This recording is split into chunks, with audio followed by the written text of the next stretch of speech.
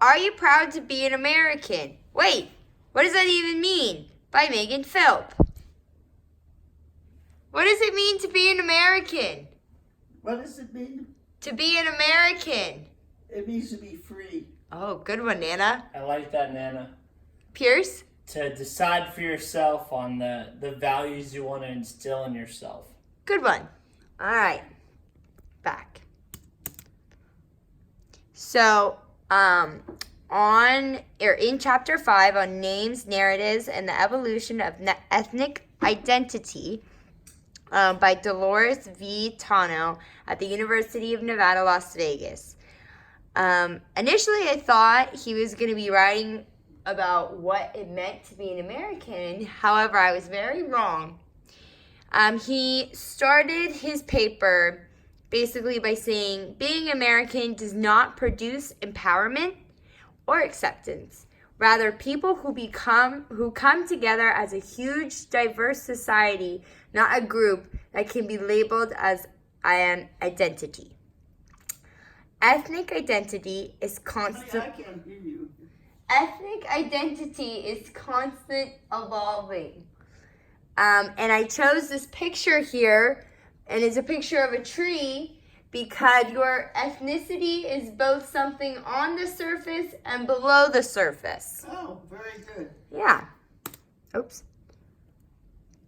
Oh. So this guy, his name is Felix Padilla. He is a psychologist that came up with this theory of ethnic identity.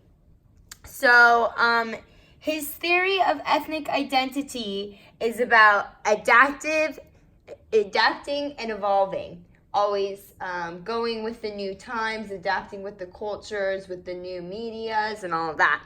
So adjusting to stronger cultures, whatever is, in the time, or symbolic themes such as worldviews, rituals, or languages that can be shared between common identities. Like we speak English, we can all understand each other, right? Very social due to cultural aspects. So that's one of the identities theories by Felix Padilla. Are you with me? Okay. The next guy, his name is Walter Fisher. Who is that? Walter Fisher.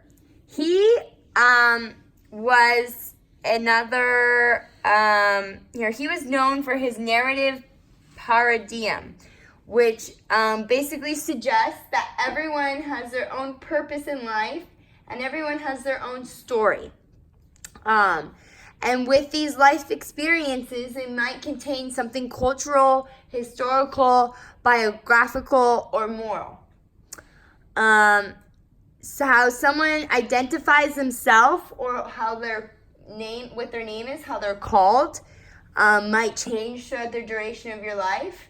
Like when you were born, you were named Barbara, but then people started to call you Barbs or Babs. It evolved.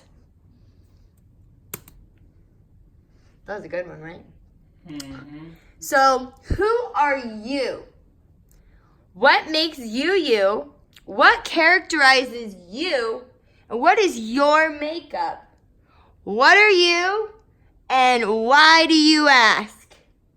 And then there's a little Dr. Seuss picture, and it says, "Today you are you. That is truer than true. There is no one alive who is youer than you." That's for sure.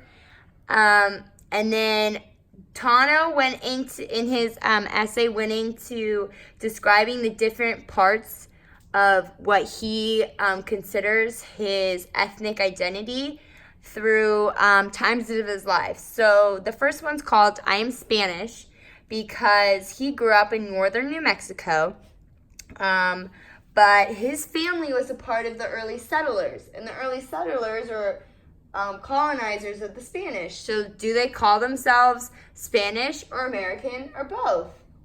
And so Tano's family goes back and still follows their traditions and cultures and customs, habits and language all from the Spanish.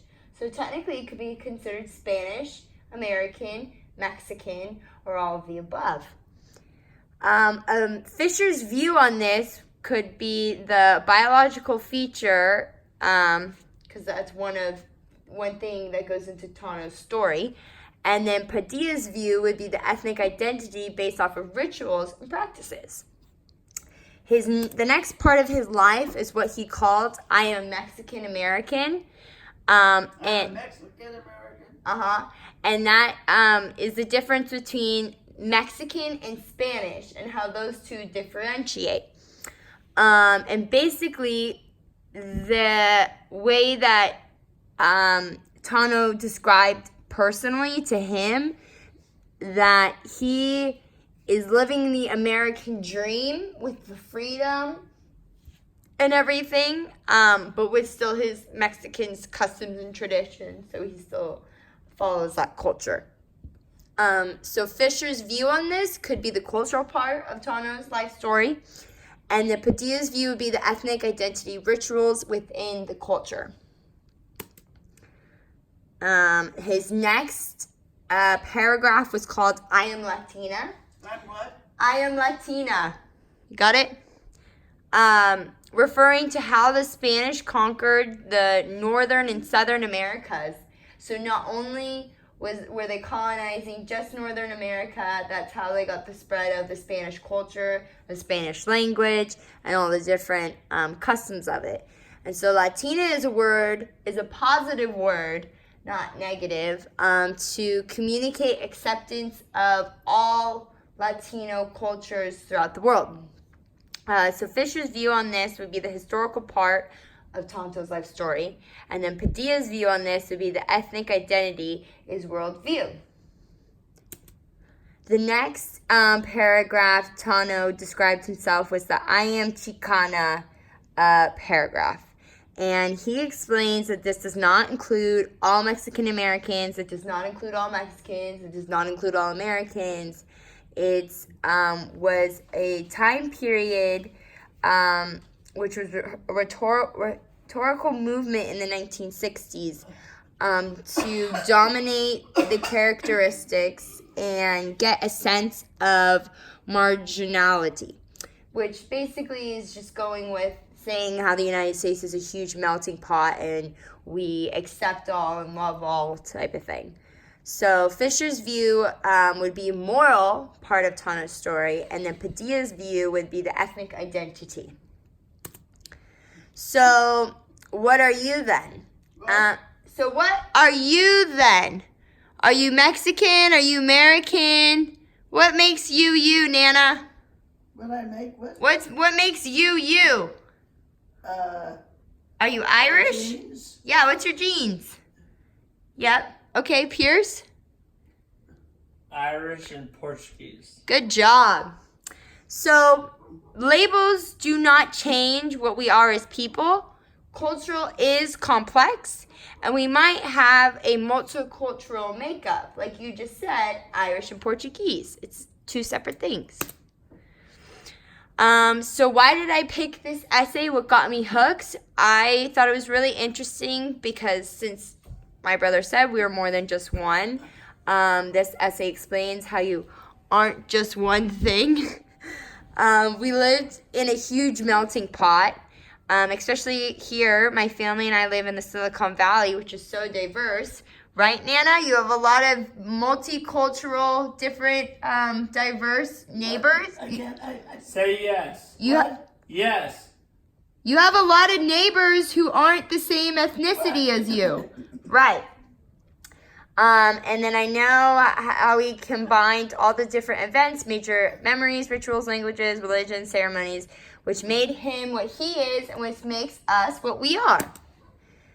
So something that stood out to me was my initial thought of the article going about how the United States is a huge melting pot. Obviously wrong. I liked how Tano referred back to how Fisher and Padilla's theories was able to connect to his own life with them. And how this article connected to my class was a communication theory of identity, which we learned in chapter 7. Padilla's theory of ethnic is very similar to the identity categorized as personal, regional, and communal. Fisher's theory of personal story, because identity can be considered human, social, personal, and identity as well. Family, which we learned about in chapter 3, obviously, because Say this again. family is a big impact, right, on yourself and your identity. So Fisher's view would be the primary teacher for personal biological makeup. And then Padilla's view would be socialization or orientation of rituals, which we pass down, right? Because you're my Nana, but you teach me all the things you've taught my mom, and then my mom taught me, and you can still continue to teach me, right? Right. Okay. Here are all my references. Okay, Nana, those are my references. What is this class for? Look, it says thank you. Pardon? Thank you. You're welcome. I appreciate you. Anytime, sweetie. Thank you.